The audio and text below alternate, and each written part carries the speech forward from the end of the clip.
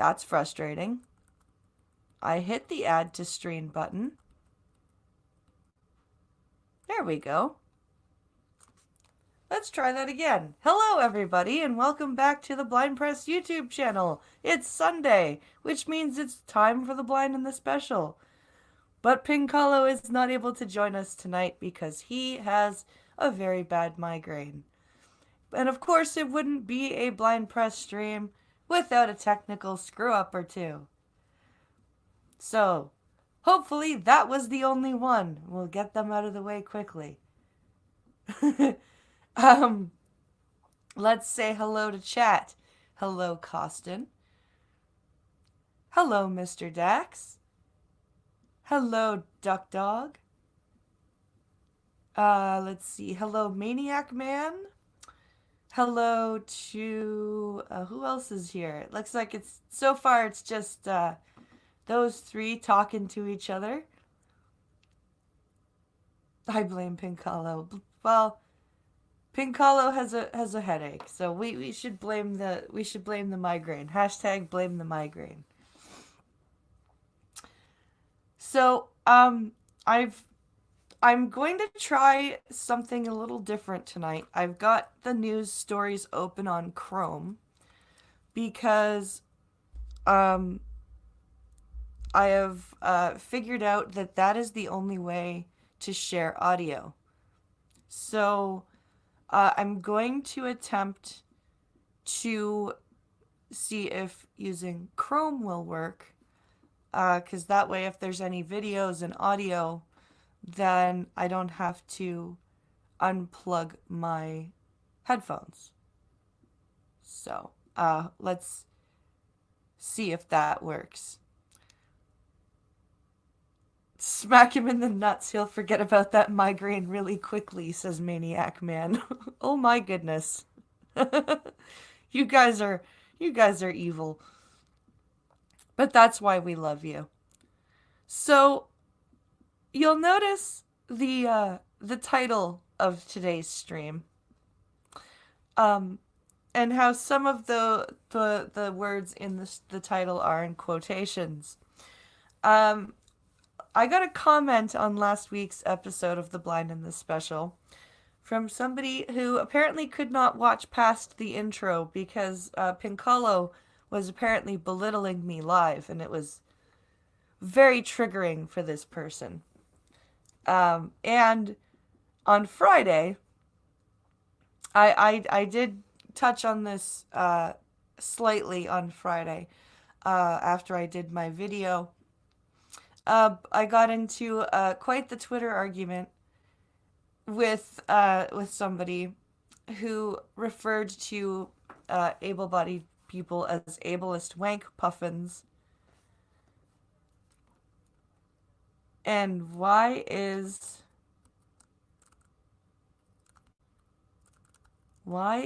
one of the things on the tabs talking?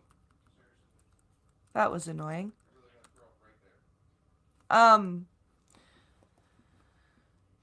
That totally threw me for a loop. Thank you, Ad. That was very helpful of you. Oh yeah, that total dumbass. Yes, Maniac Man. Well, it gets better. It gets much better. So, during the night, during the night on Friday, when I was asleep, somebody quote tweeted the tweet that I had shared the video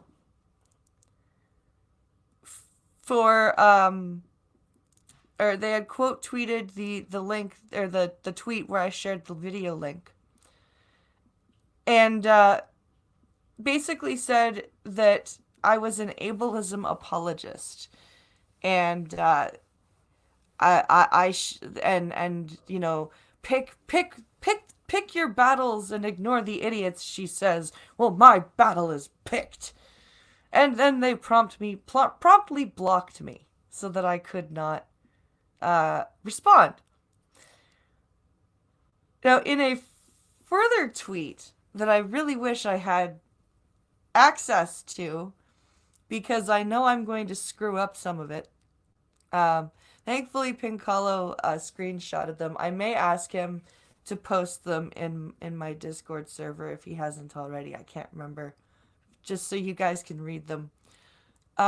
He says, after spending an hour on uh the what was it? I want to get this right. The right-wing anti-abortion, slut-shaming, sexual assault excusing, ableism apologist, hate tornado that is Blind Press's feed. I'm not going to waste my time debating trolls. Hashtag blocked. So that just, you know, tells me that I've done something correctly. And that they're proving my point. Yes, Maniac Man, boo-hoo, I'm disabled, pity me, and if you don't treat me like royalty, you're ableist. Yeah, exactly. Sounds like an excuse from a loser. Yep. Evil Deadhead, how you doing, buddy? How you doing?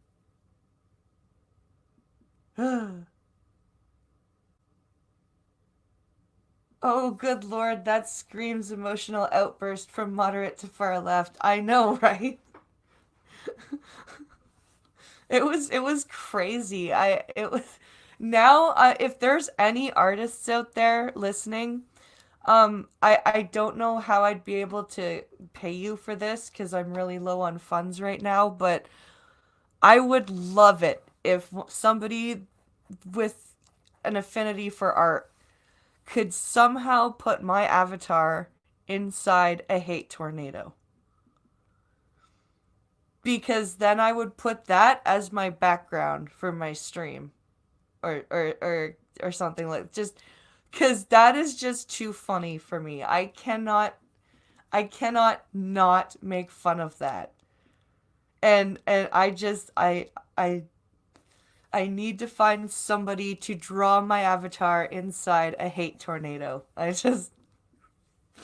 don't know what a hate tornado would look like, but it needs to happen.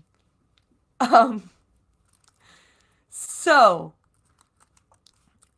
now that I've gotten that talked about, let's jump over to sharing the screen. Let's go. Hopefully this will work. This is the first time I'm trying to share my Chrome tab instead of Safari. So, and we're gonna click the share audio tab. And we're gonna start with this one. We're gonna start with the now. Can you see anything other than StreamYard? I just want to make sure. I would imagine a hate tornado is a spinning Tasmanian devil from the old cartoons. Yeah, that's actually not a bad image. Hello, Seamus. Good morning or good afternoon. So yeah, just let me know if you guys can see the story, because if you can, this is good. Let me just jump to the actual tab.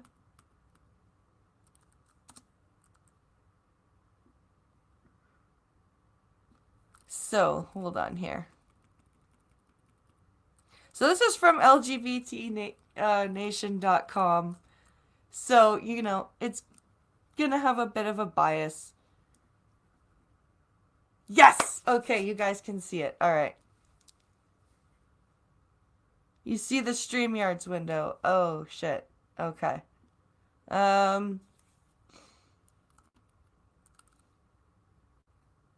So you cannot see the story. You can only see the StreamYard window.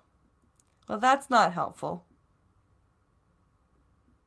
Because I spent a lot of time opening all these stories on Chrome. That's very aggravating. Hmm.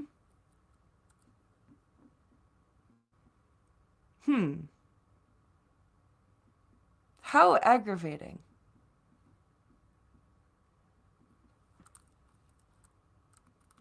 So none of you can see the story.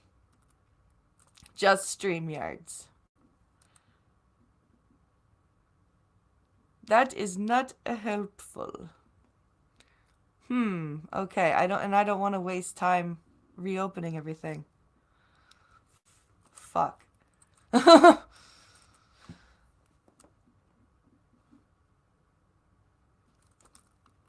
That's frustrating. Let's see.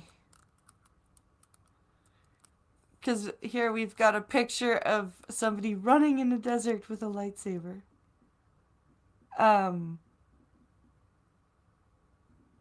So let's see. Let's see if, well, voiceover can help us read.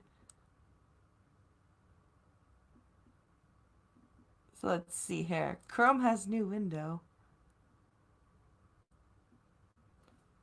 All right, let's have a go here. Audiences who have seen Star Wars: The Rise of Skywalker since it premiered Monday noticed something historic in the science fiction franchise: a same-sex kiss. No, I'm pretty sure the historic thing they noticed in the franchise was how horrible it is. Hello, Green Badger. Two women who are a part of the Resistance share a kiss during a celebratory scene. The women are not major characters and the audience doesn't learn much about them. Chrome has... So it was just a shoehorned in thing. Say, do we have to be an ableist wank puffin to belittle you, BP? No, not necessarily. Not necessarily. You could, Chrome has new window. Shut up! Stop that. Chrome has new advertising. Related link. The right can't decide if Star... Before the film came out, some fans were hoping for a link. Romance. Link. Romance between Poe Dameron and Finn. No, there was no fans hoping for a romance between Bo and Finn. That was a fucking joke. I am wondering what a puffin is. Hold on. Chrome has new window. I'm wondering what a puffin is that isn't wanking. That's funny. In the movie, director J.J. Abrams, though, said in a press event that their relationship to me is a far deeper one than a romantic one. How much deeper can you get beyond romance? JJ, what are you talking about? It is a deep bond that these two have, not just because of the trial by fire in which they met, but also because of their willingness to be as intimate as they are, as afraid as they, as unsure as they are, and still be bold, and still be daring and brave. Okay, that means nothing. Has anyone seen a positive review of Star Wars? No. I have not. I have not actually seen any sort of positive review. But he said that representing reality and including diversity were important in making the film. And in the case of the LGBTQ community, it was important to me that people who go to see this movie feel that they're being represented in the film. You are current. That's it, JJ. You know what? You're ableist, because there aren't any disabled Jedi. You see how ridiculous that sounds? Isn't a puffin a species of bird? Yeah, I think so.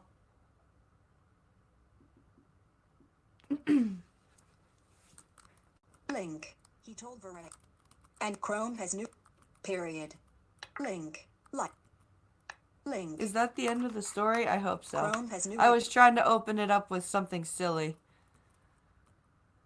Yeah, it looks like it. Yeah, those are the tags. So, wow, I wonder why you can't see the stupid thing. That's really annoying. So you guys can only see StreamYard, huh? Yeah, yes, apparently some of them wank. So it's just token representation. Okay then, says Brandon Cross. Yeah, exactly. It's just shoved in there for no reason other than representation. There's no actual character building or anything. It's just, look,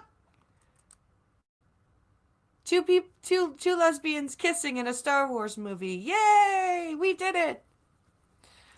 So looks like I'll have to go back to Safari tomorrow. That's frustrating. I was hoping to because I don't want to have to share my entire screen with to share my audio, because I don't know what that will show you. So this story is headlined "Boeing capsule returns to Earth after aborted space mission." So I guess they couldn't save it. They were hoping they could save the mission, but Starliner really screwed up.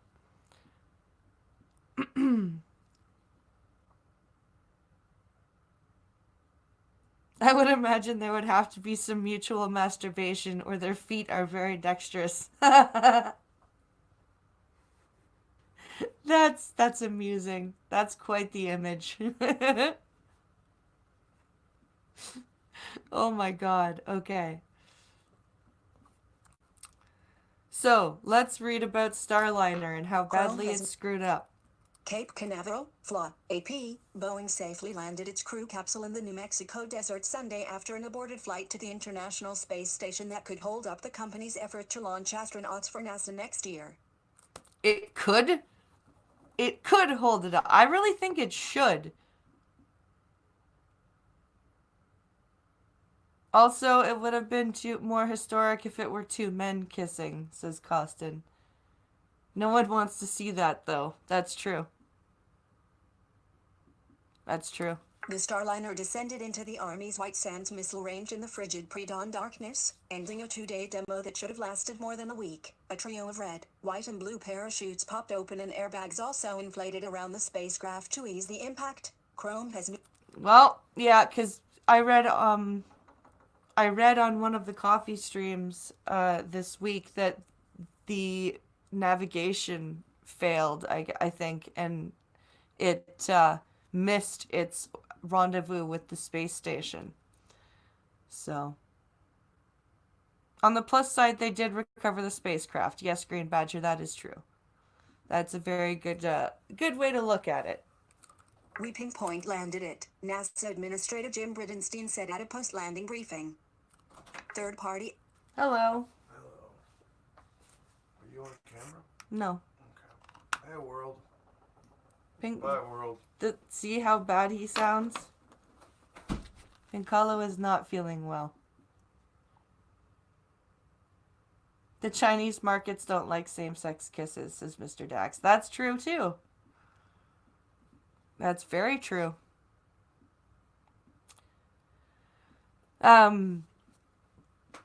So, yeah, they, let's see. For end of third part, the successful return capped a rocky start to a mission that was supposed to include a docking with the space station. Managers will review all the data before deciding whether to do another test flight or go straight to flying astronauts, said NASA's Steve Stick. Well, I should hope they do another test flight. That would be a very bad idea if they didn't do another test flight. Sorry, I'm just trying to adjust my microphone here. Let's see. Pinky was definitely... Hold on.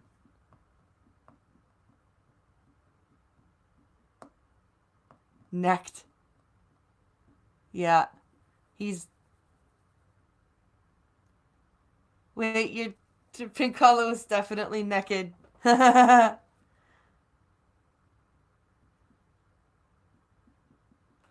No, he may. I don't think he is. I think he's just feels like crap and doesn't want to be seen on camera right now.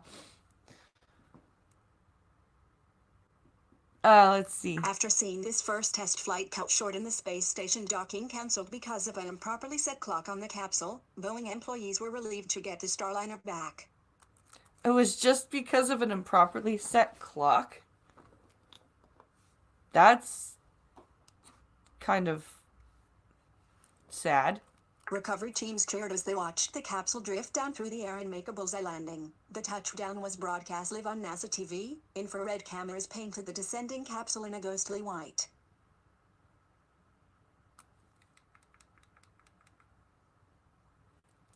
Why is it so quiet? As the sun rose, close-up view showed the large white and black capsule upright, with hardly any scorch marks from re-entry, next to a U.S. flag waving from a recovery vehicle. The astronauts assigned to the first Starliner crew, 2 from NASA and 1 from Boeing, were part of the welcoming committee. You were current. That's, well, like, it's a good thing they got everything back, though. NASA were so NASA was so hard on the tweets. Look, I'm glad nothing else bad happened, but it didn't do what it was meant to do. No, it didn't. It needs to be retested before they put any humans in there. Of course it was white. Of course it was white on infrared. It was screaming hot. Yeah. That's kind of a no shit Sherlock moment. A beautiful soft landing, said NASA astronaut Mike Fink. Can't wait to try it out. It was the first American-made capsule designed for astronauts to make a ground landing after returning from orbit. NASA's early crew capsules, Mercury, Gemini and Apollo, all had splashdowns. SpaceX's Dragon capsule, which made its orbital debut last winter with a test dummy, also aims for the ocean at mission's end. Okay. I didn't know that, actually. Hello, Skeptalk. I hope you're having a good time with the grandkids. Minutes after touchdown, top NASA and Boeing officials poured into Mission Control in Houston to congratulate the team. The newly returned Starliner also got a personalized name, Calypso, after Jacques Cousteau's boat.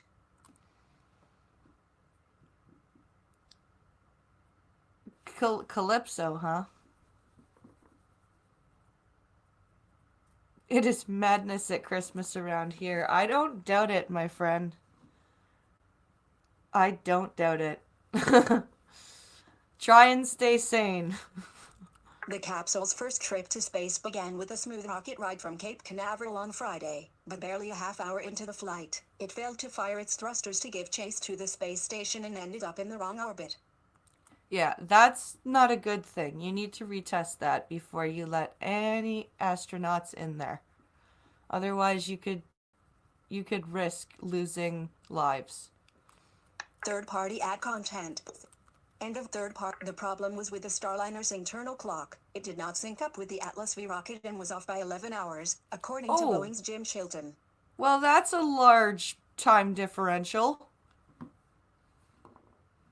That 11 out. Good lord, how does that even happen?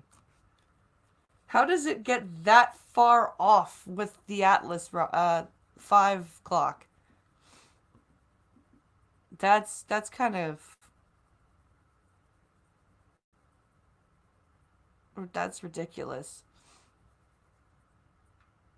Wait, why would you be chasing something in geostationary orbit? I think what they meant is to catch it, like to catch up to its trajectory so that they could rendezvous and dock with it. Because if the rocket's leaving the ground, it has to achieve the speed of the space station in orbit so that it can dock.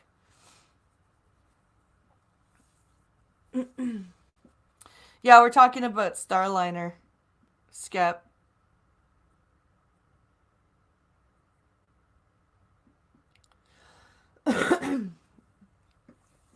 This was because Starliner missed the space station completely on Friday because the clock was off.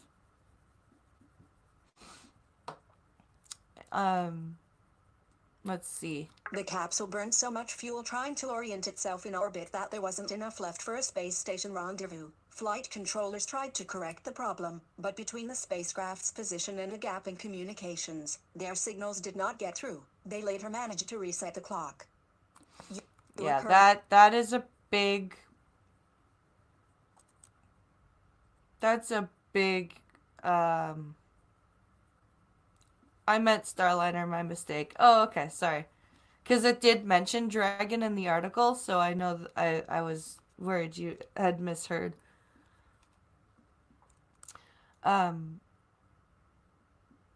Let's see. They said astronauts could have avoided the excess expenditure of fuel. That's a good point.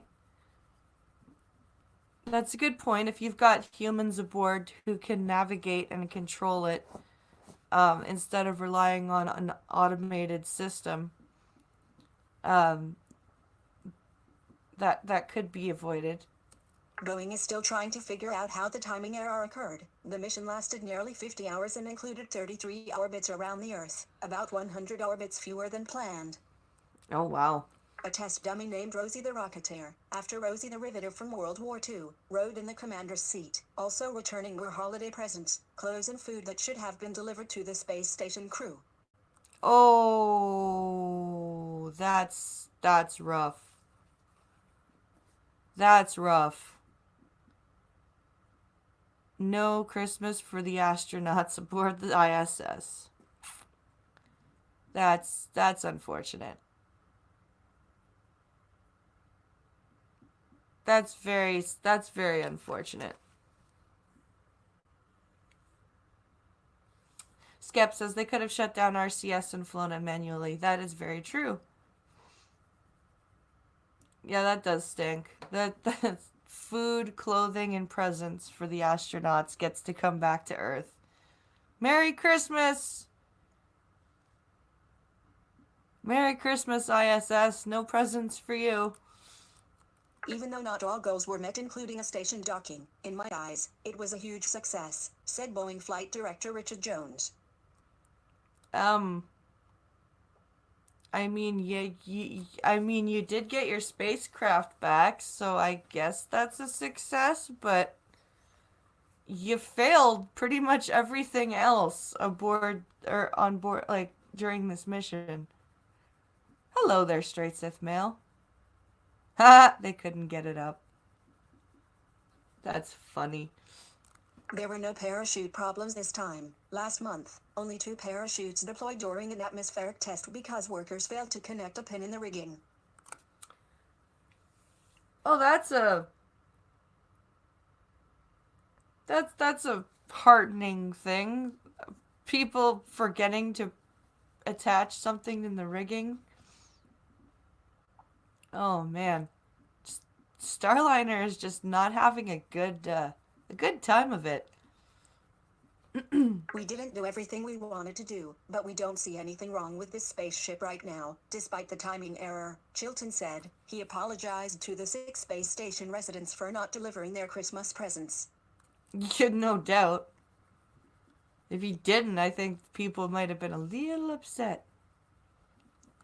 Boeing at notification set 12 close prep chrome. The capsule will Boeing had been shooting for its first astronaut launch in the first half of 2020. This capsule is supposed to be recycled for the second flight with crew. Each Starliner is built to fly in space 10 times. Only 10 times? Well, I guess they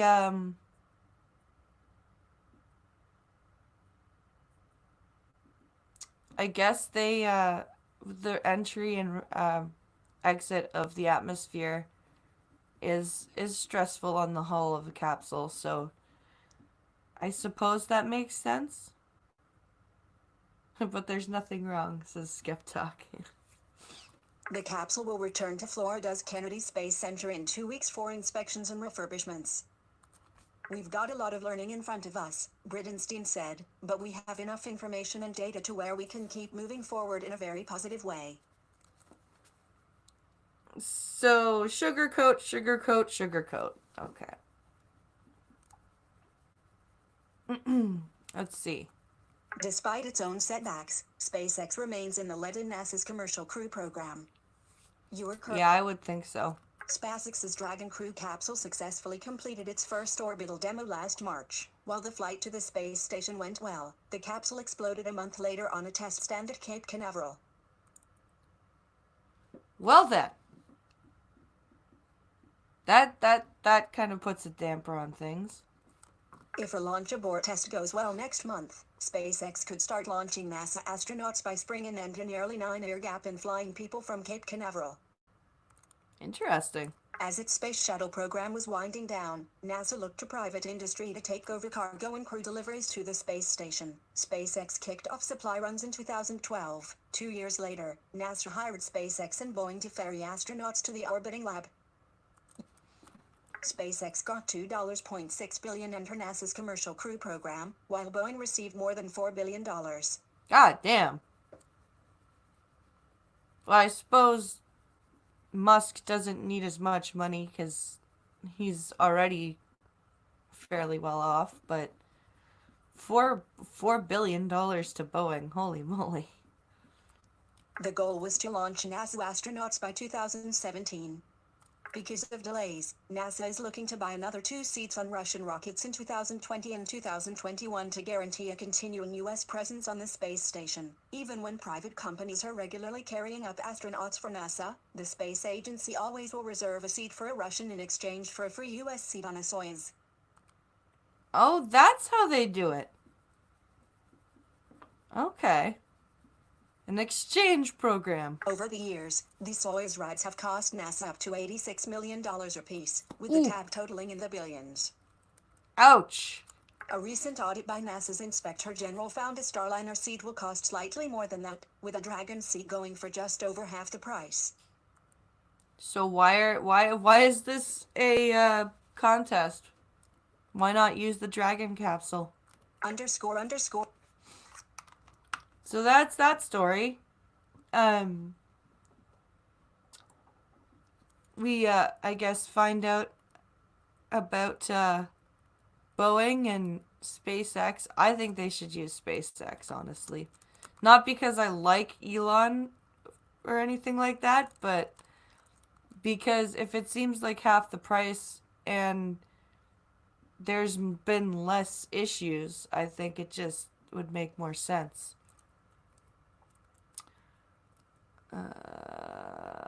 Where is cookie notice? Yes.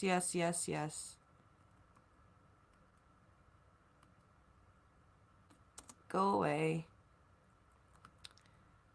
Stupid cookies.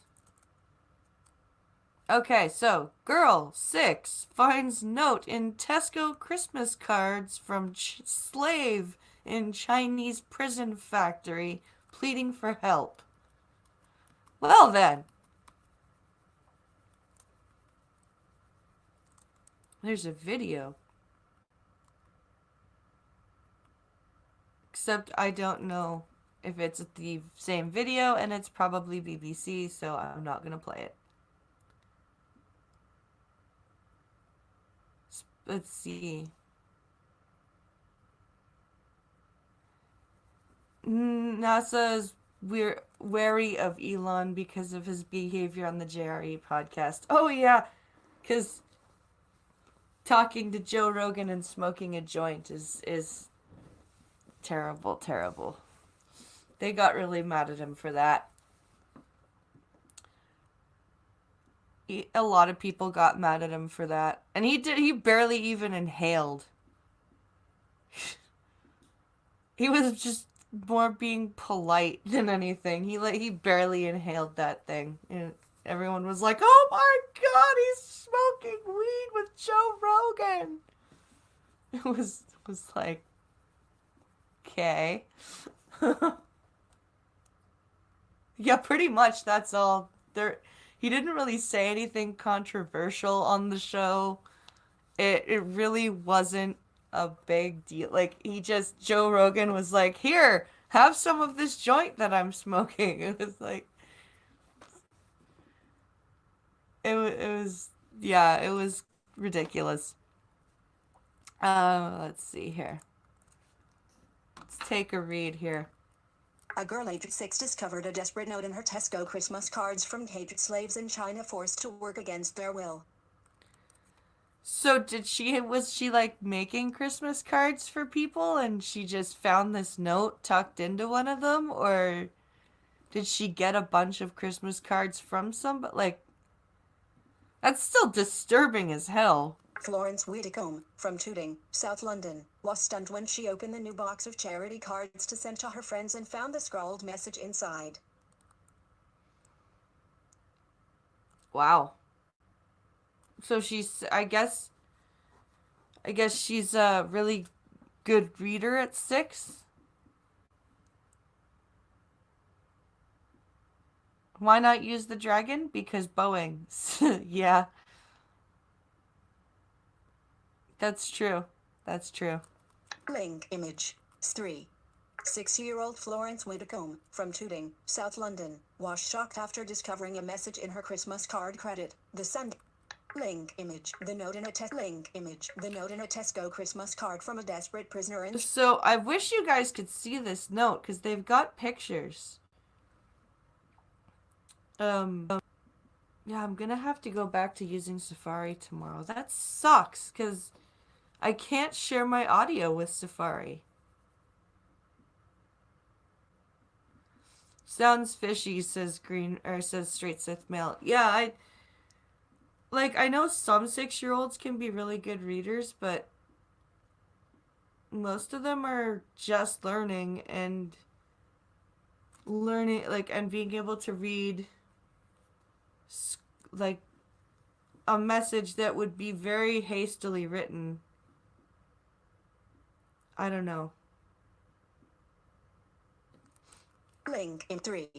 Tesco have removed the charity cards, featuring cats and Santa hats, from sale and launched an investigation.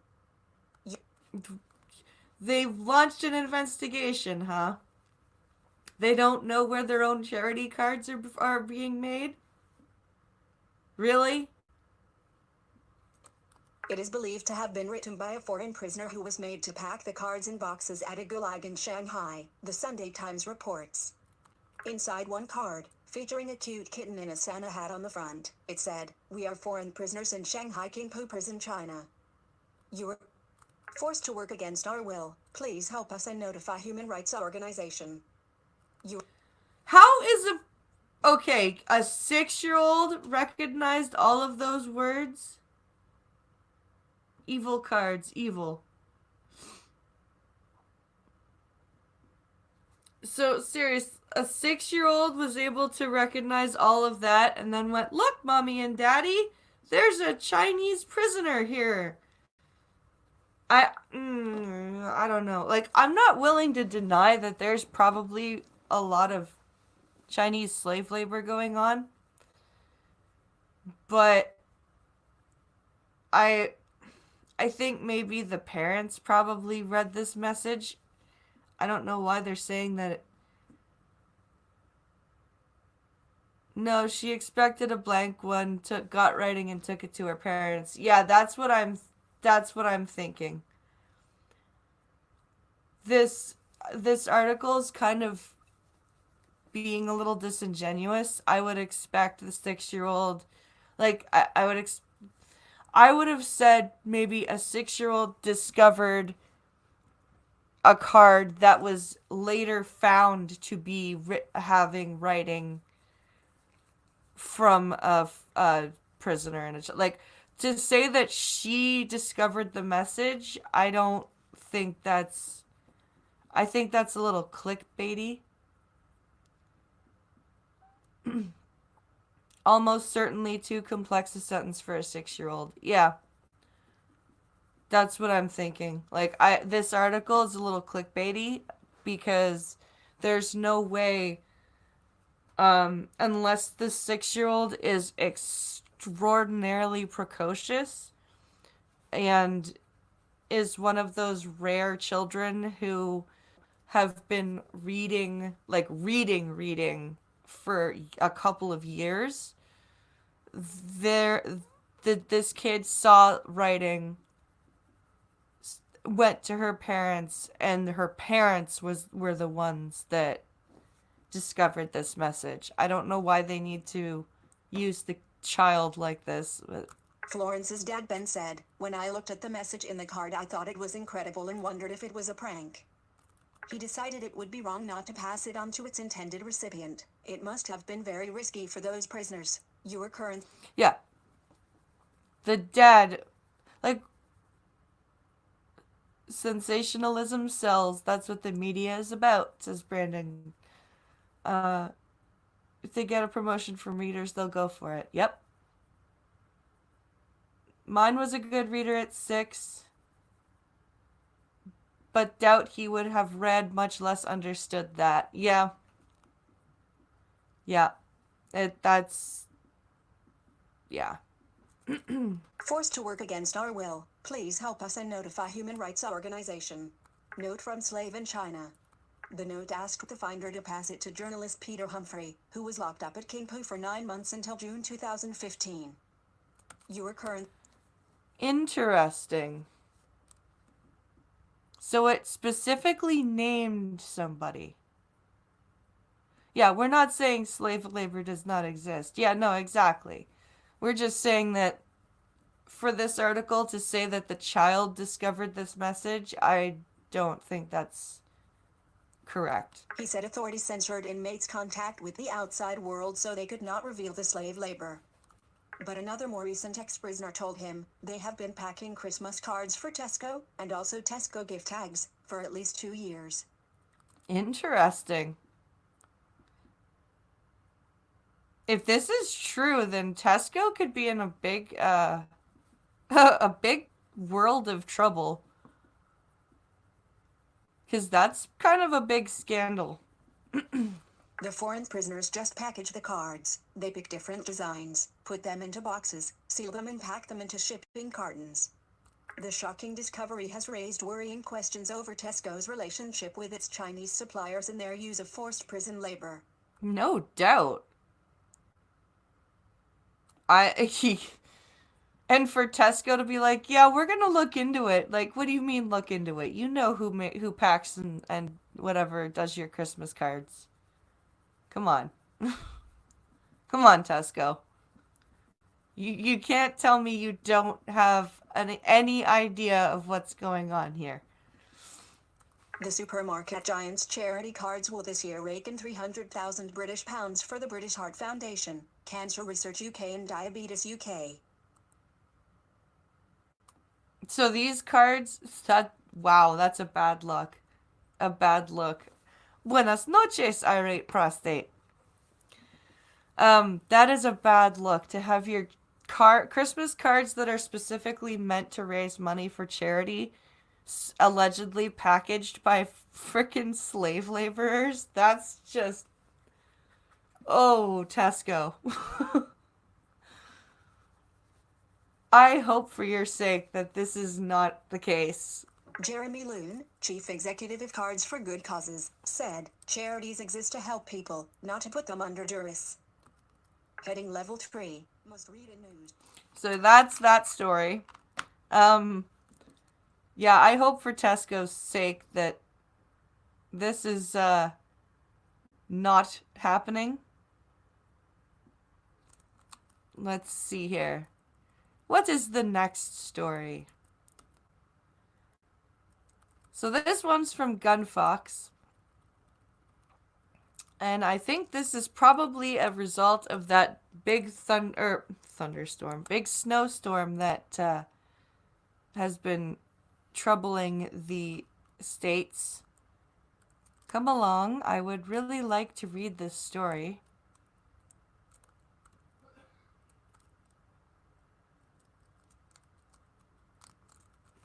Screw you and your third-party ad content. Nobody cares about that. Okay. So, this says, where's the headline?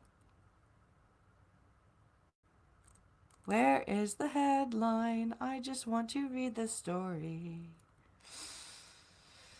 It looks like it's put me at the bottom of the page. Of course. Oh, no, it's put me at the very top. Either or, not helpful. I wanted to be at the headline, not at the top or bottom of the webpage. Thank you very much. Okay. Let's try and get this. There we go.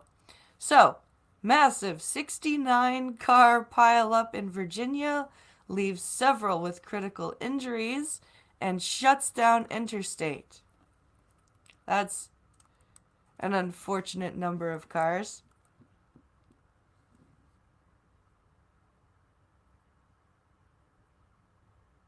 Wait, are you trying to tell me that the country that has suicide nets on the outside of the factories is using slave labor? My shock, imagine it. Yeah. Merry Christmas, says Irate Prostate. Merry Christmas to you too, sir. So let's find this beginning of the story. No, we are not going to play the Fox News video because I do not want to get struck. Officials say ice and fog causative factors in the crash. Brittany McBride of the Virginia Department of Transportation weighs in. Yeah. Ice and fog. Yeah, it's definitely from this storm. A massive chain reaction.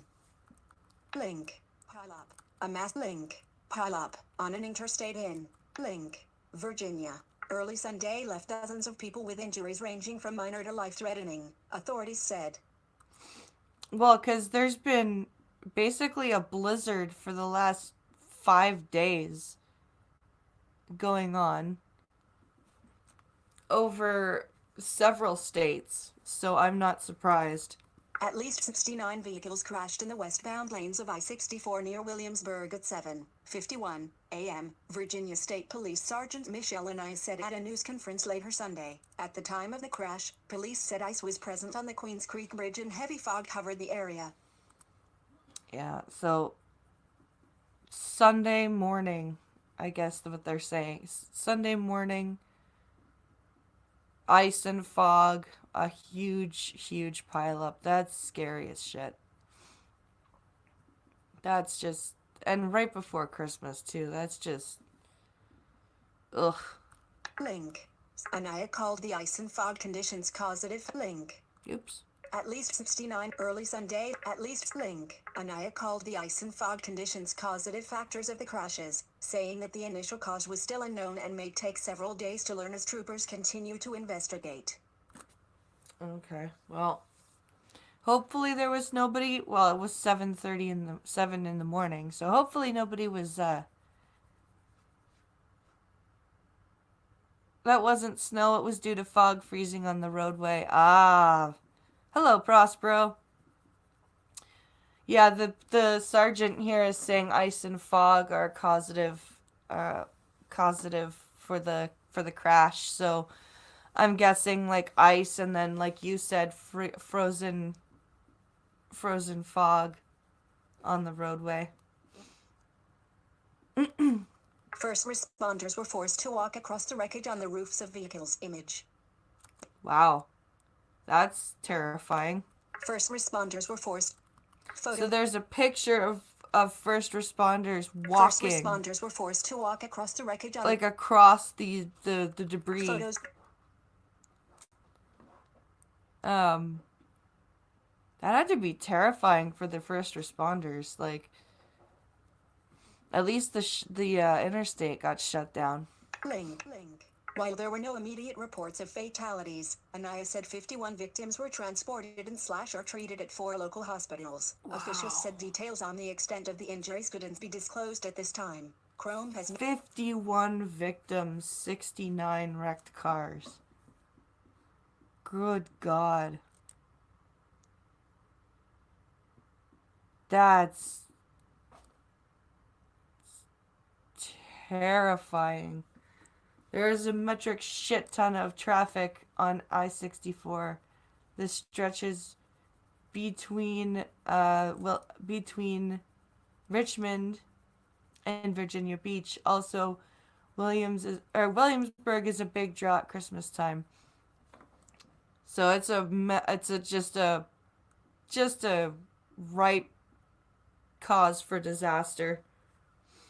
Window. The congestion was so tight that some vehicles had been raised off the road by other cars that were pushed underneath their frames. Image. Oh my god. So that's what the picture is captioned. I wish you guys could see this. Man,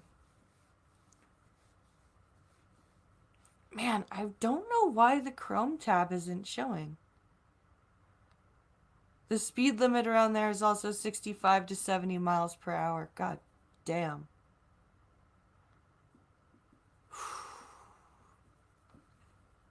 Yeah, I really wish the Chrome tab was showing, because I would show you guys these pictures. York County. In addition to York County Fire Chief Steve Kotrinsky told reporters that of those being treated, 2 remained in critical condition and 11 suffered serious non-life-threatening injuries. The remaining victims suffered minor injuries. Thank God. But the noise alone of 69 cars crashing into each other had to have been absolutely terrifying. In addition to closing all westbound lanes, officials said eastbound lanes were shut down due to rubbernecking at the crashes. Detours were set up with the help of the York County Sheriff's Office and Virginia Department of Transportation, VDOT. Goddamn rubberneckers. Crews worked to clear vehicles from the Queens Creek overpass on I-64 in York County after a chain reaction crash. So we've got a picture of crews clearing up the debris, moving cars. There was a similar crash on 1-4 in Florida years ago, says Mandy G. Yeah, those crashes are just absolutely brutal. Link. Around 11. Link. VDOT. Link. Around 11 a.m. that all eastbound lanes were reopened. All the vehicles had been cleared and all lanes of I-64 were. Link. Reopened at about 4 p.m. Chrome has... Wow, so from 7 in the morning until 11, the eastbound were closed, and then for another 5 hours, the westbound lanes were closed. Oh, wow. That's... Nobody was going anywhere. Link. Click here for... A contractor for the bridge found that its infrastructure wasn't seriously damaged in the accident, VDOT Incident Management Coordinator Jim Stanek said. Well, that's good, but, I mean, stuff like that is just brutal, and especially right before Christmas, that's just scary. So this is in Yorktown, just south of the primary Williamsburg exit. This is rare for there. Usually the pileups happen where I-64 crosses the Blue Ridge Mountains. Oh, okay. It's amazing it wasn't worse as far as casualties go. You're right, Green Badger. These people are incredibly lucky. I mean, they may not feel incredibly lucky, but they wow. That's just scary. All right, so we're getting down to the last of the stories here. So hopefully this will work because it's an independent article.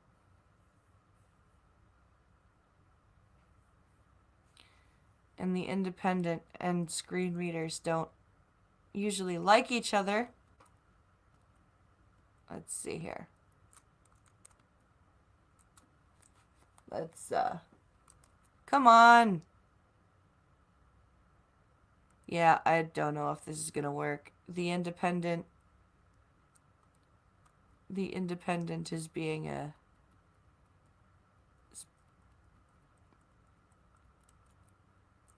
Oh, it might be working. Oh, fuck off.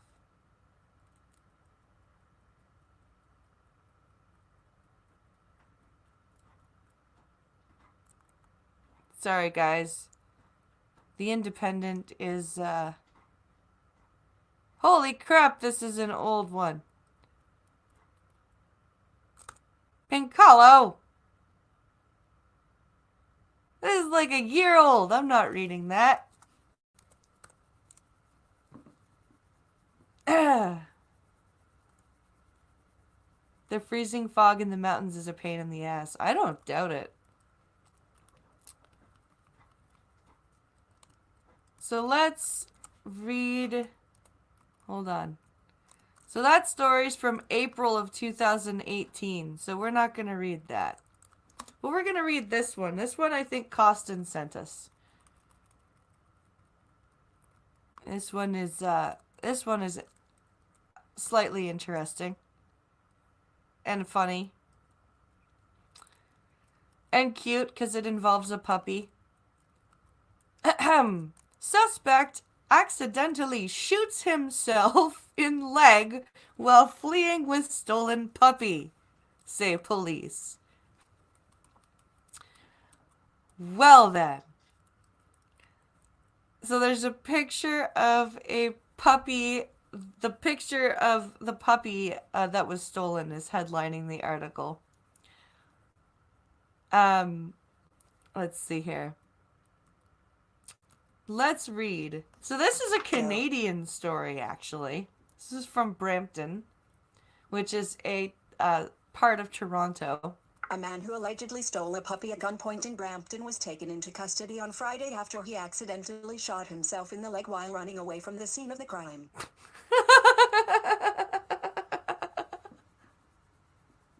Serves you right. Oh. Play stupid games, win stupid prizes. Yep. You're not wrong, Green Badger. Instant karma, says Prospero. Yes. Yes, exactly. No, they are very much a separate city from us. Well, they are part of the GTA, unfortunately, Brian. You gotta... I know you don't want them to be a part of... 12 close. Prep Chrome. Part of Toronto, but they are. I'm sorry the fucker didn't blow his nuts off, says Prospero. Yeah, me too. You steal somebody's dog. That's not cool. Police say that the victim used an online classified site to arrange for the sale of the puppy, agreeing to meet the suspects in the area of Schuyler Circle. Once the victim arrived at the meetup location, he handed over the puppy to the suspects, but police say that the suspect refused to pay and instead pointed a firearm at the victim. Wow. Okay, then. So he had no intention of paying for that dog. I wonder if he had every intention of using a gun, or if he just... Or his kneecap. Yeah, that would have been better. The suspect then ran away with the dog, but as he fled, he accidentally shot himself in the leg and fell to the ground, police say. Good. If I was the seller of the puppy, I'd be like, never mind. I don't want to sell that dog. I want that dog back.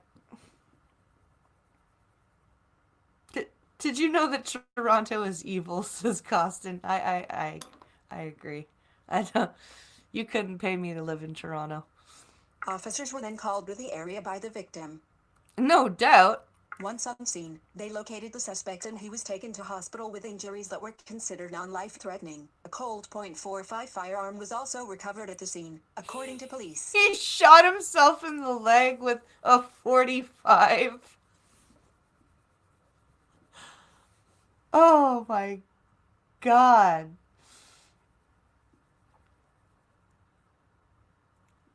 Oh man. That's just. You idiot. Ow, that had to sting, says Prospero. No shit. You shoot yourself in the leg with a 45? Holy crap. And really, you think you needed a 45 to steal a dog? Wow.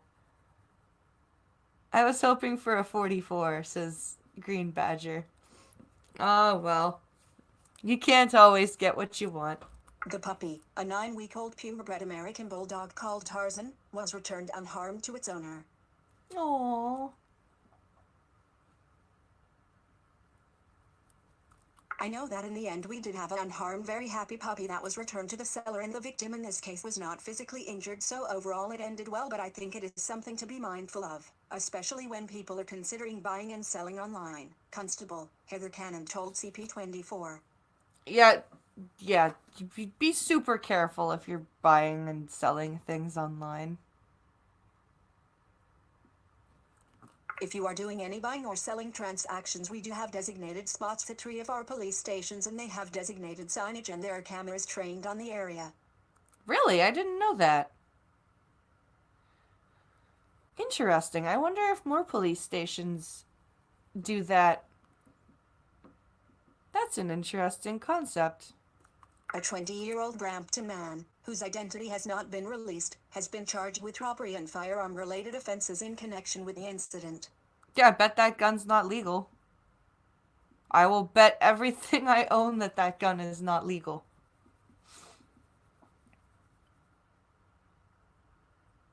I wouldn't go puppy stealing with anything less than a 50 cal, says Costin.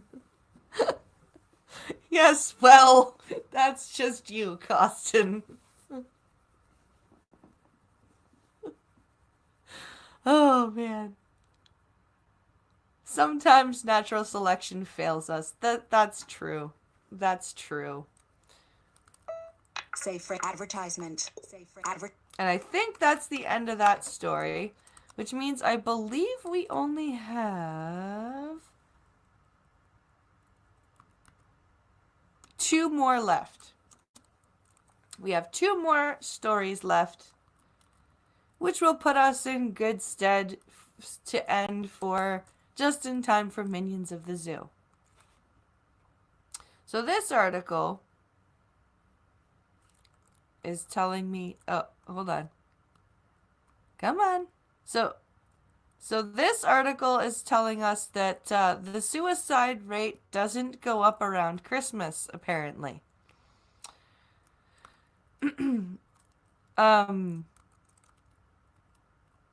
Let's see here. If Chrome will behave, I could actually read this. It would be very helpful. Like, very, very helpful. If I could actually read this.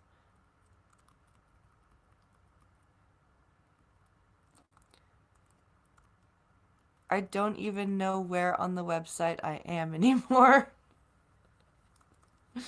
Great googly moogly.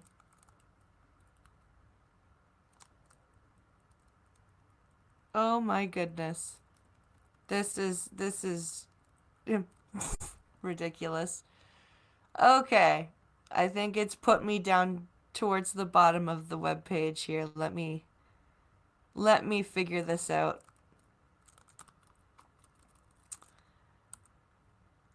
Oh my goodness. Come on. Behave, Chrome. Now I know why I don't use you very much, except for StreamYard. I thought Safari was bad. Okay. I think I finally found the headline.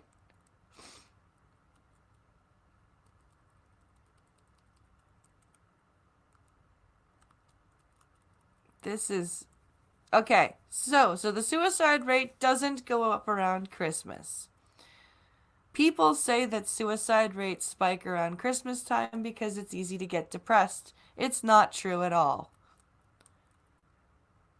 And there's a YouTube video um, that I'm not going to play because it's the National Post, and I don't know what their deal is, so I don't want to risk that.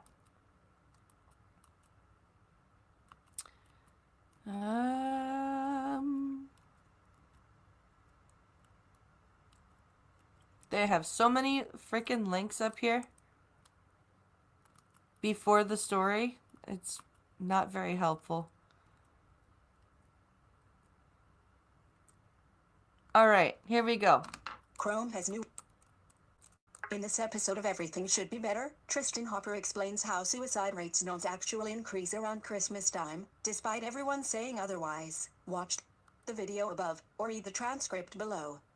So considering this is a video that contains the word suicide in the title, I've actually got some good news for you. You know that thing where people say that suicide rates spike around Christmas time because it's easy to get depressed? Or, maybe Mr. Potter stole $10,000 from your savings and loan and you think self-harm is the only way out. What? Anyways, it's not true, at all. Quite the contrary. In fact, there is research to show that suicide rates actually go down during the holiday months. Okay. What research? Chrome is best on Windows. That's why.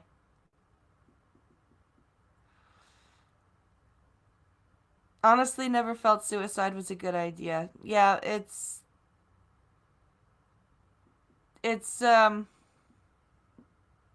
causes a lot more issues than it solves. Let's just say that. According to U.S. data from the U.S. Centers for Disease Control and Prevention, November and December have the lowest suicide rates of any other months of the year. November's a holiday month? Well, I guess in the States it is.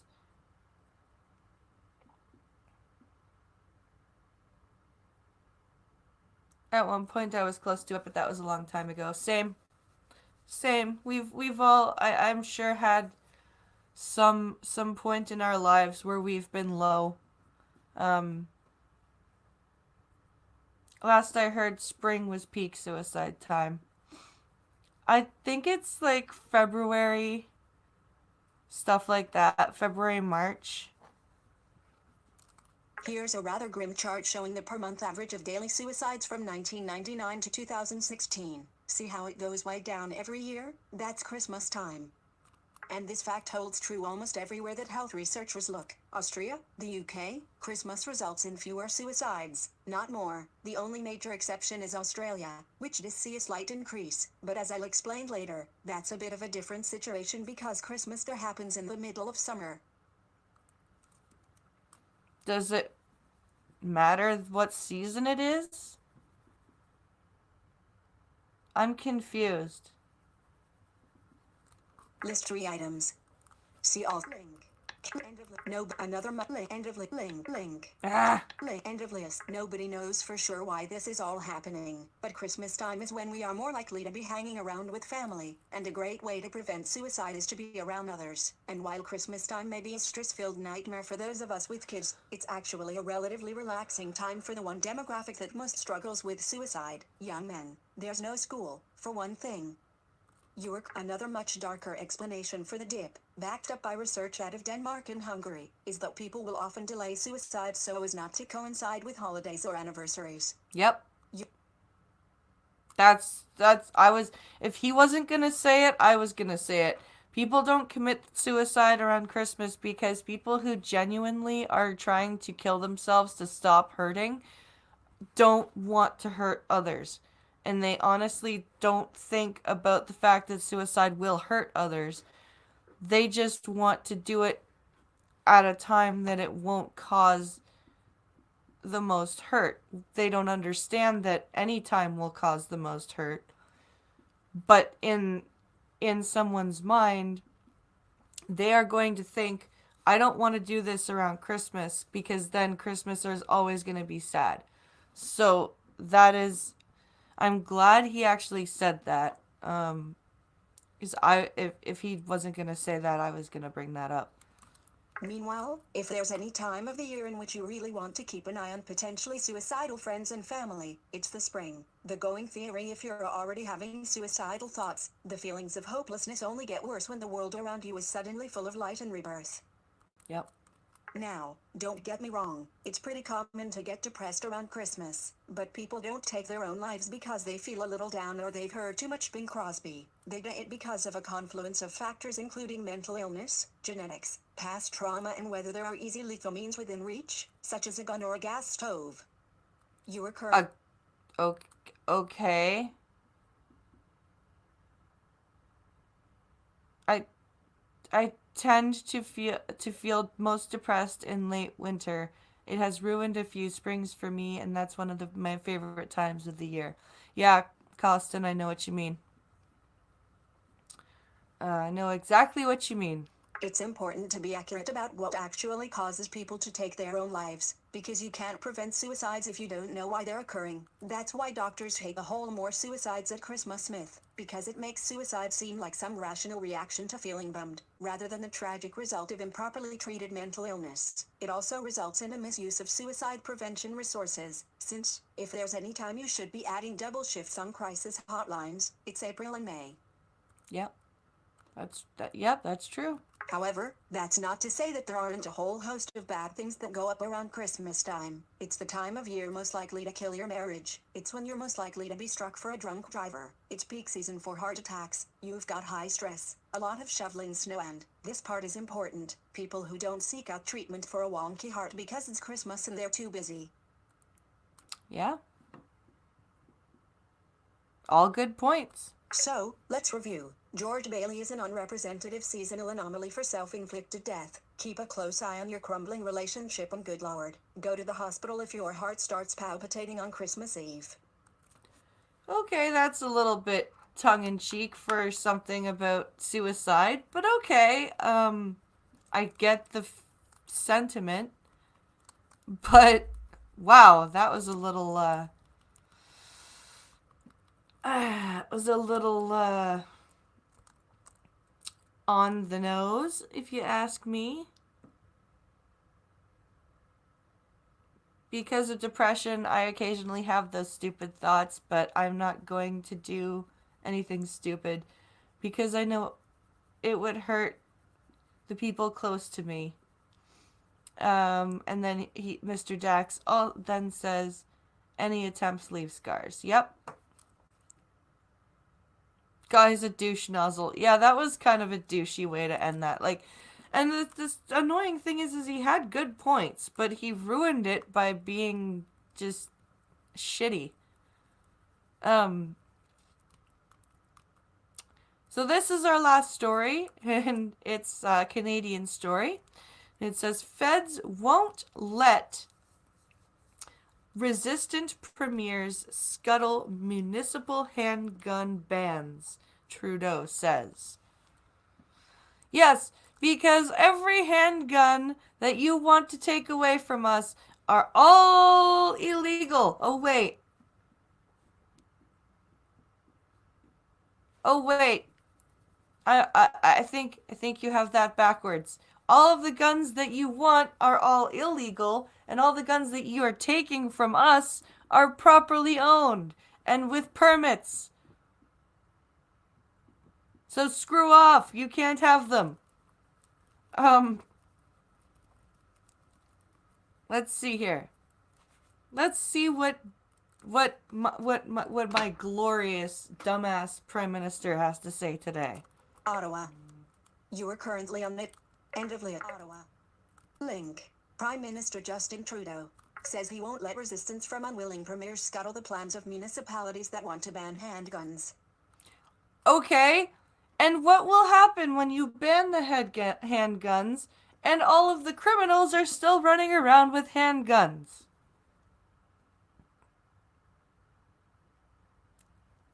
I do not like Trudeau like at all, says Brandon. I'm American, but yeah, he's poof. Yeah. Yeah. Um, but this is Like, this drives me crazy. Do you guys honestly think that if you ban handguns in a city, that the criminals in the city are going to be like, whoa, better leave. I can't use my handgun here now. My illegally obtained handgun.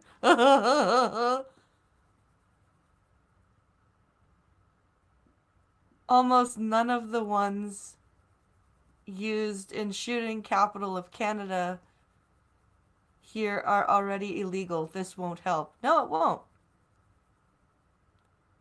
Do not be so silly, BP, says Hawks Elk. Criminals always follow the law. Ever notice that politicians who are trying to enact gun control are usually about to do something that will get them shot?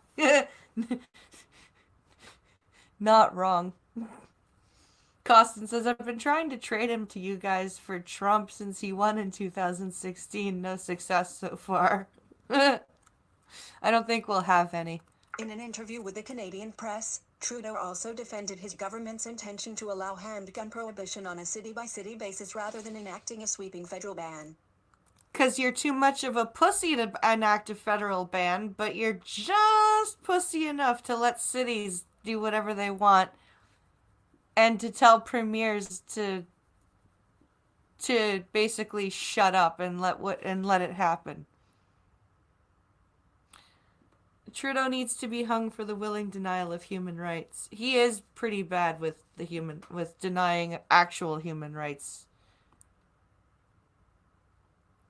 So is Justin going to blackface again? Is that why he's banning guns? Who knows? Justin Trudeau said the Liberals also see spending on anti-gang programs, community centres and local policing as key to reducing urban violence image. No, you don't. Some municipal politicians in Montreal, Ottawa and Toronto, concerned about deadly shootings, have called for measures to control handguns in their cities. Again, you cannot control illegal handguns because they're illegal already. Oh my God, why are you people so stupid? Like, how do you not get that criminals don't go to the store and buy a legal handgun and go and get a possession and acquisition license? Why?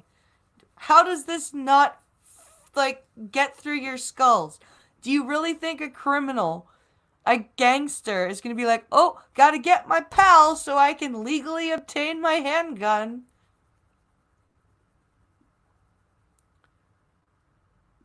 Oh my God. The Trudeau government plans to empower provinces and cities to take steps to manage the storage and use of handguns within their individual jurisdictions, given that they have different needs and concerns. The storage and use of handguns. Ugh. My guns!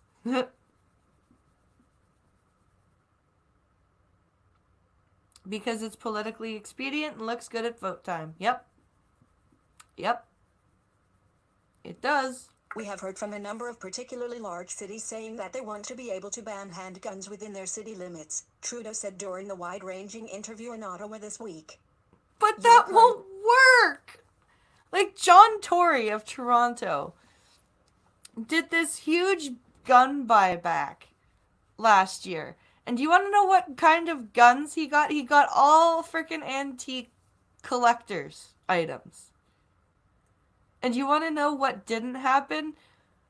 Shootings didn't stop. Do you know why? Because none of the criminals took their illegally obtained handguns to the police to buy to get the money for them. You know why? Because they're not going to. Well, I can drive to Brampton and get one from a puppy thief. That's funny. That's funny. I'm actually all for more local governance. Trudeau is just saying this because it fits his agenda. Also, I see a long game for federal gun control. Yeah. That's a good point, Costin. Article continued. Say frame can. That is something. The group Poly says salvient. Say frame can. Ah. Article continued. Say frame can. That is something. The group Poly.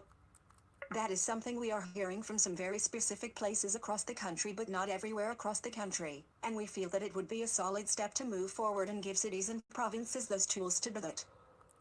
The group Poly says salvient, a leading voice for gun control, is pushing for a truly national handgun ban, arguing local ones are generally ineffective, as what it calls the disastrous patchwork of local and state laws in the United States demonstrates. You are currently... All handgun bans won't work, not just localized ones.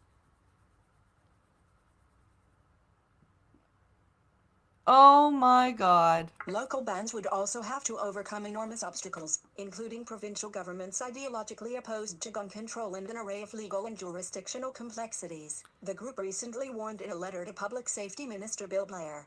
Ideological Yeah, it's all about ideology. It has nothing to do with the fact that it won't work. It's just all about ideology and about those damned conservative provinces. Great googly moogly, that's stupid. Ontario Premier Doug Ford has already signaled opposition to banning handguns despite support for the idea from Toronto Mayor John Tory. The federal government's preference is to hand some powers over firearms to the provinces, which would in turn allow for municipal regulation, Trudeau said. In some situations, we may have a province that is unwilling to do that despite the willingness of a city or cities to do that, he said, at which point, I have been assured, there are other tools we can use that wouldn't be as ideal, because it would involve disagreements with the provinces at a time where we want to be collaborative. But you don't care. So basically what you're going to say, what you're telling us is, if a couple of cities in a province, and I hope you know this, Trudeau, but provinces in Canada are sort of big, and they have quite a few cities in them. And what you're telling me right now is that if the leader of a province is telling you, no, we don't wish to allow one or two cities to ban handguns within our province, you have tools that can work around that. And this is what you're saying. I really don't want to have to use them, because we really want to work with the provinces here. But if we have to use them, we will. You frickin' mob boss.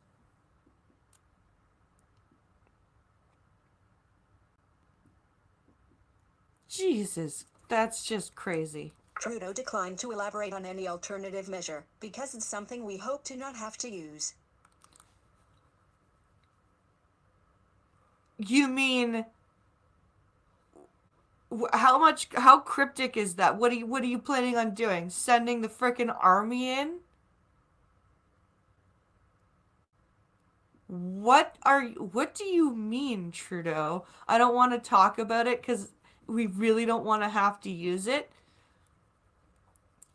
Seriously, what are you gonna do? Bring down the frickin' army on us?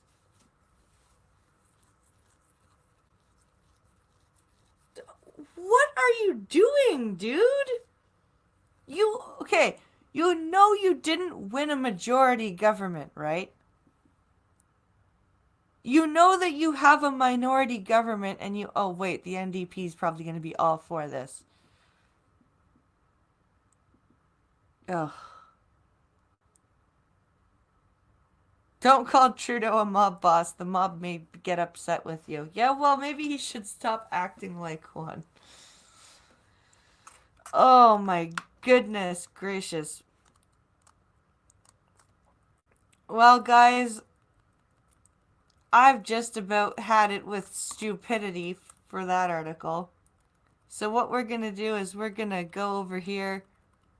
We're going to stop the stream or the screen share.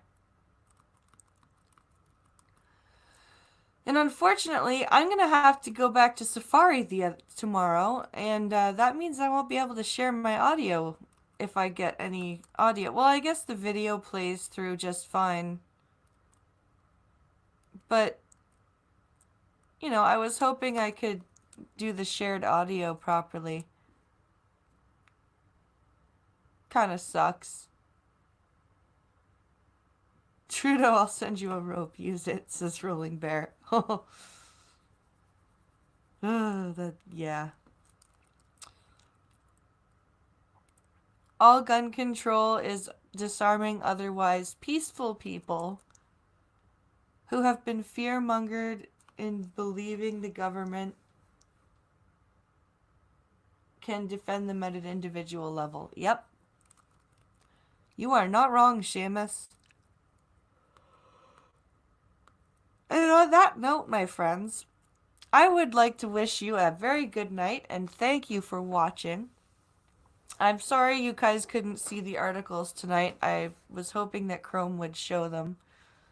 I will have to play around with this tomorrow. I do hope you guys will go watch the Minions of the Zoo, which starts in about 4 minutes. The Lucky Pop-Tart is going to be streaming, so go check her out. Good to have you around, Hawk Silk. Good to have you here near the end as well. Come back tomorrow for the coffee stream at noon Eastern, 11 a.m. Central.